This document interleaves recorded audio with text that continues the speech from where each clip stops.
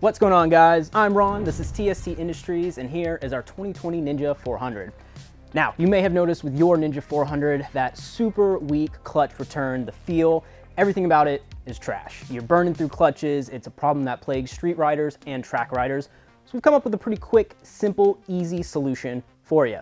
It's a simple clutch return spring that's gonna allow your clutch lever to return to its home position quickly and efficiently and keep that snappy feel on the clutch for you. Now let's go ahead and follow Bart as he walks you through the installation.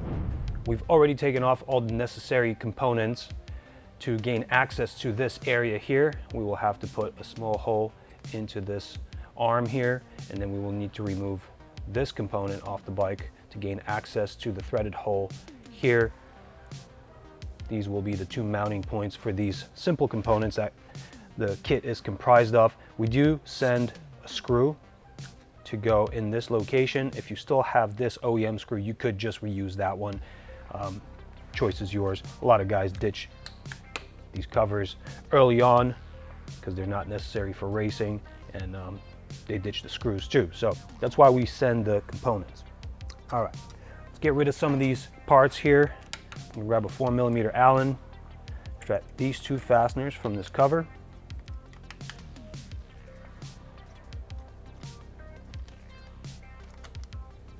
Cover comes off, and then we'll have to put a small hole into this arm, like I said. So for the purpose of having more access in a perpendicular direction here, I will remove this connector. This is done by pressing down on this tab towards the wired portion of this housing and withdrawing it, and just push it to the side. And now we have nicer access here. Now we will need to mark our hole location here. So I'll grab a little Sharpie. I've preset my caliper to 5mm. We're basically going 5mm in from this edge. I don't really like using my nice caliper as a scribing tool, so I use a Sharpie.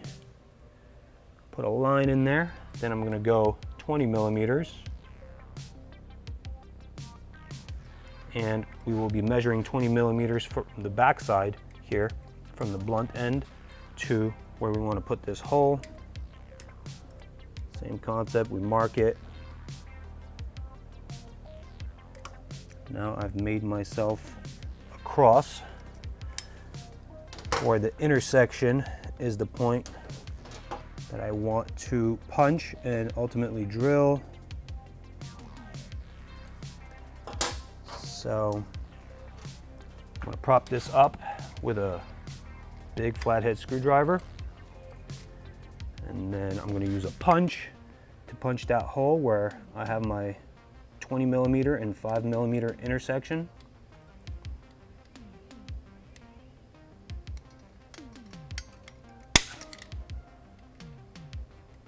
Punch it several times, get a nice positive mark in that surface. And now I can start drilling it. I'm going to use a box wrench from underneath because I have a hole that I could go through. And it also will prop up the arm, so I'm not deforming it.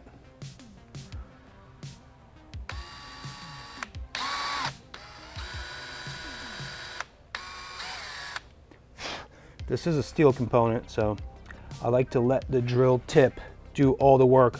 I don't put a lot of pressure on this. This is especially important when you start getting to the bottom of that material. You don't want to poke through and end up jabbing the motor case.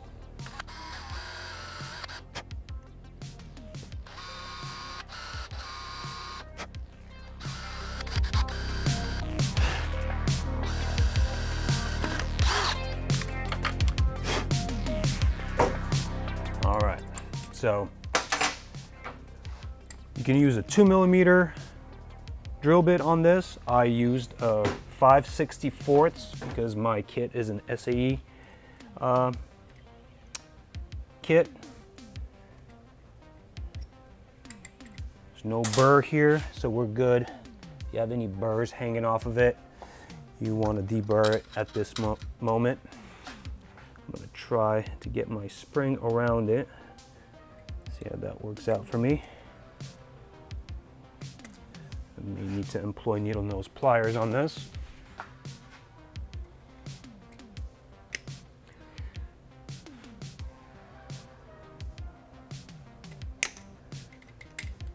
There we go. And that's good to go. Now we will have to stretch this spring all the way back here and put our screw through it and thread it up. Now, this could prove to be a little bit tricky because we want to make sure that we're going on axis into this hole. You don't want to cross thread it, so we need to make sure that the axis of the screw is perpendicular to the threaded hole.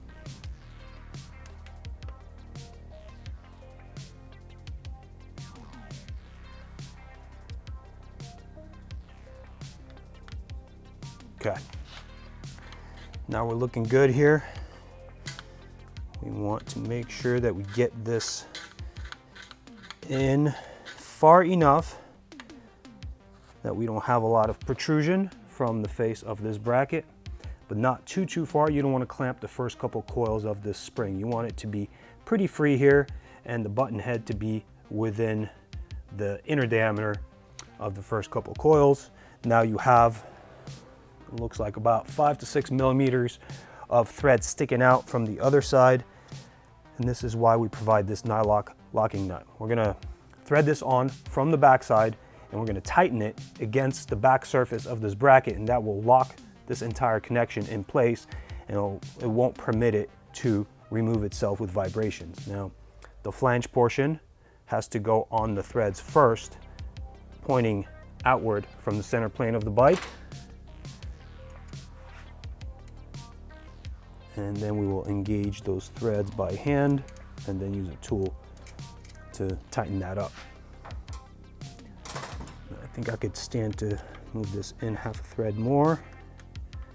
Again, making sure that this is still free to move. I'm gonna grab my box wrench here. It's an 8 millimeter. And I'm gonna hold from the outside the head of the screw. All right.